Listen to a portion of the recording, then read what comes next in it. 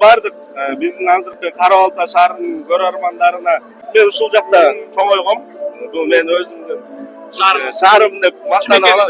Анан Кудай буйруса ошол Кара Балта деген патриотический ыр бар. Ошону ырдап жүрөбүз.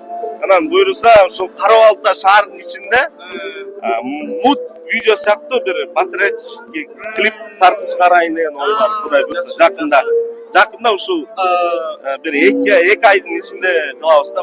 Кыргыздардын календарь тура болуп тур депчи. Себеп дегенде 21 ошо мартта чын эле жаңы жыл болот экен депчи. 31 декабрь тура эмес экен деп айтылат да.